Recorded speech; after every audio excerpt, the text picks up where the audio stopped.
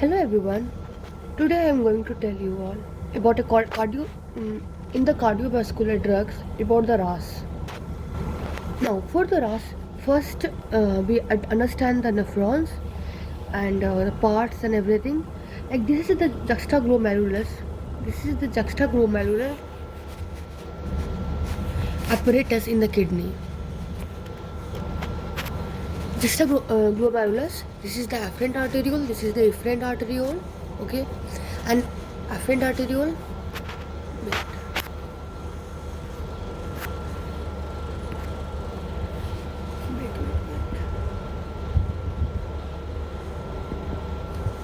This is what the afferent arteriole. This was the efferent arteriole.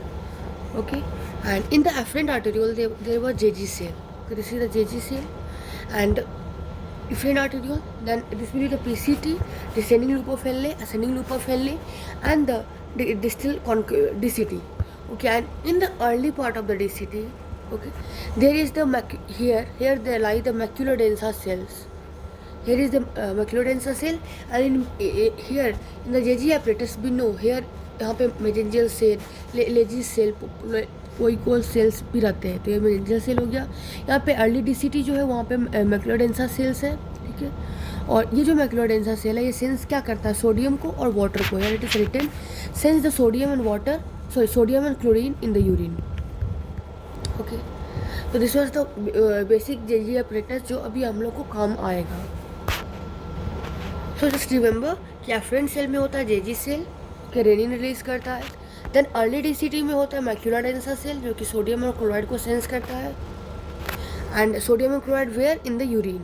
Okay, after that JG apparatus as a whole this activate the RAS pathway.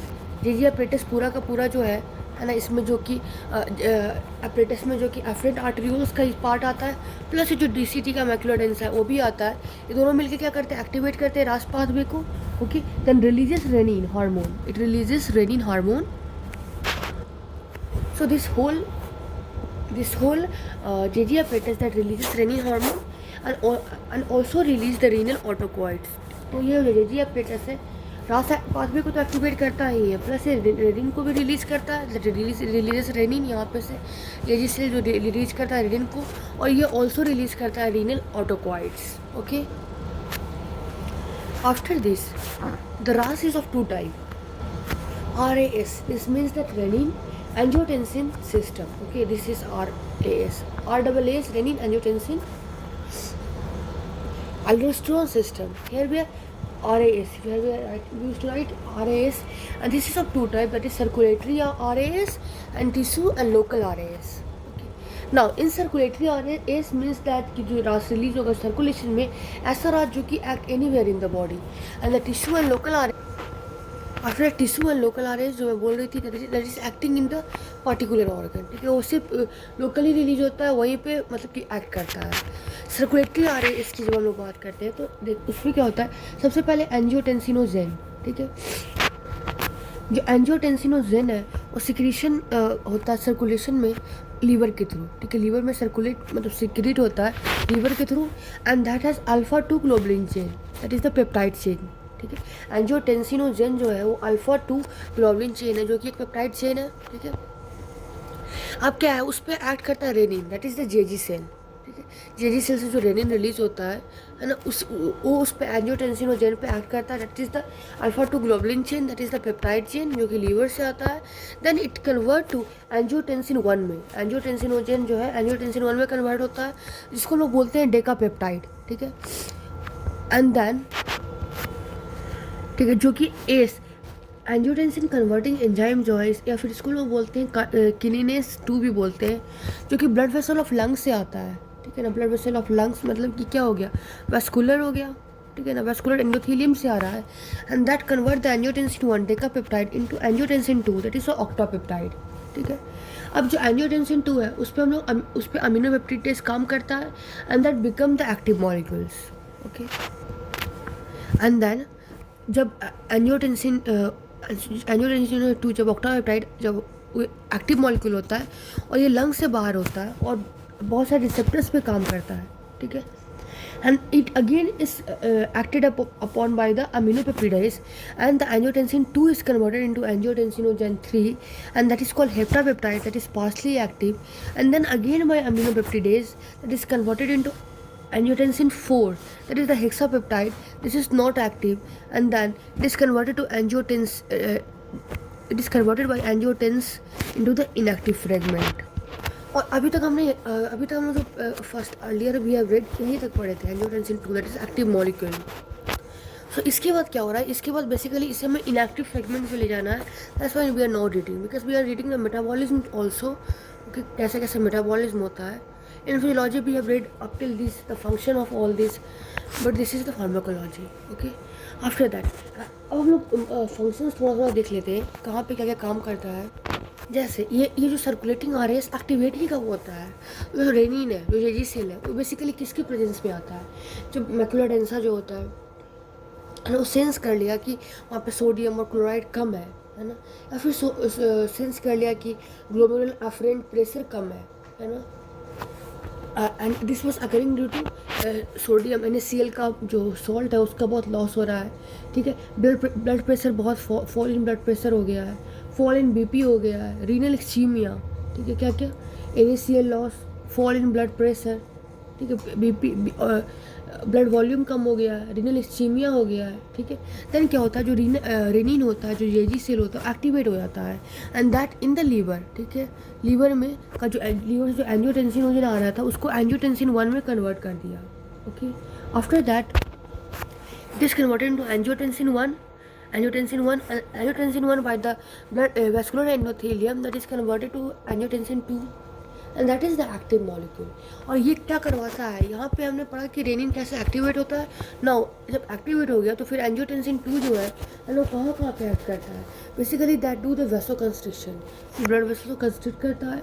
ठीक है, जिससे क्या होगा, rise in blood pressure rise हो जाएगा, और sodium और water का क्या करेगा, रिटेंशन करेगा. ठीक है ना, एल्डोस्टेरोन का क्या करेगा, सिक्रेशन करेगा. क्यों एल्डोस्टेरोन का सिक्रेशन क्यों करेगा, क्योंकि वो फर्दर क्या करेगा, सोडियम और वाटर का रिटेंशन करवाएगा. ठीक है, एंड जैसे ही सोडियम और वाटर रिटेंशन होगा then there will be increase blood volume.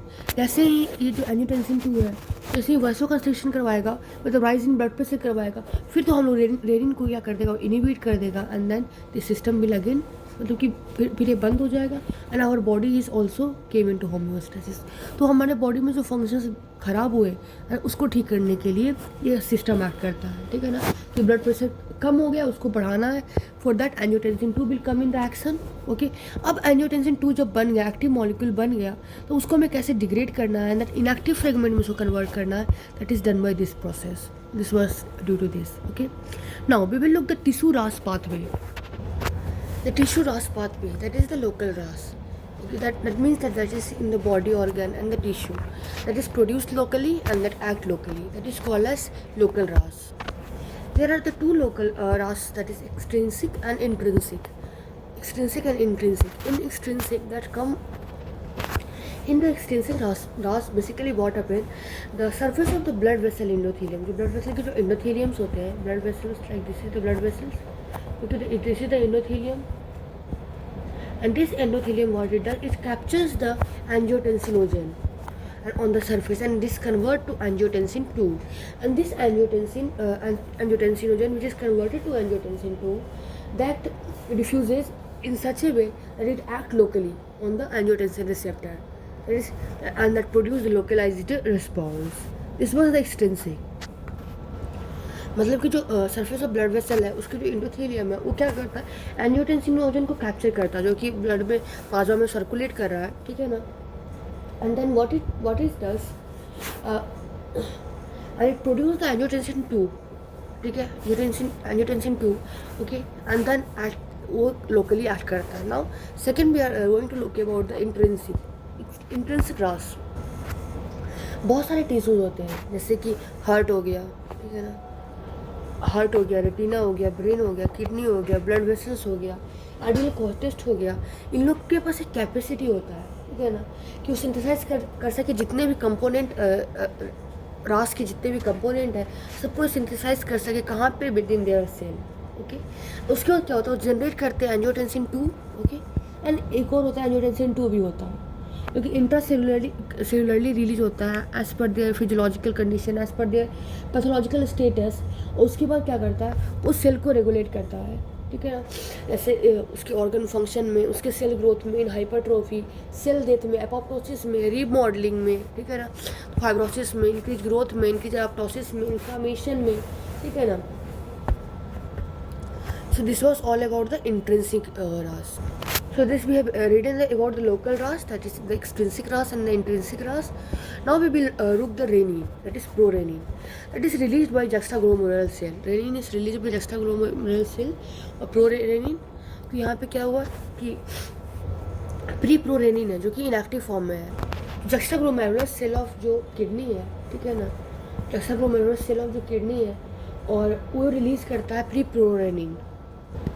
अब उसके बाद क्या होता है, जो जक्स्टाग्लोमेरुलर सेल है उसमें फिर कन्वर्ट होता है प्रोरेनिन में, ठीक है, that active form, and then that is converted into renin, that is also active form, ठीक है ना। जो प्रोरेनिन है जो कि एक्टिव फॉर्म में, वो रिलीज होता है कॉन्स्टिट्यूटिव मैनर में, और जो रेनिन होता है जो एक्टिव फॉर्म होता है वो रिलीज होता है ओनली बाई इंड्यूसिबल, कि इंजाइम में सबके इंड्यूसिंग प्रॉपर्टी से रेनिन रिलीज होगा। नाउ आफ्टर दैट प्लाज्मा, जो कंसंट्रेशन जो प्रोरेनिन का होता है सब ऑलवेज ज़्यादा होता है, ठीक है ना, प्लाज्मा में, किसका, प्रोरेनिन का एज कम्पेयर टू रेनिन। और जो प्रोरेनिन है टिश्यूज़ में एक्टिवेट करता है, एक्टिवेट होता है कैसे, बाय द एक तो होता है इंजाइमेटिक मेथड, एक होता है non enzymatic. That I was telling है कि इंजाइमेटिक और non enzymatic, that is the enzymatic method से एक एक्टिवेट होता है, एक नॉन इंजाइमेटिक मेथड से। इंजाइमेटिक मेथड बेसिकली क्या है, एक प्रोटीज जो इंजाइम है प्लाज्मा में, ठीक है ना, वो क्या करता है, जो प्रो सेगमेंट होता है, जो प्रोरेनिन में प्रो पोर्शन है, उसको रिमूव करता है। तो प्रोटीज इंजाइम प्लाज्मा में क्या क्या एग्जांपल इज लाइक कैथेप्सिन भी, ठीक है ना।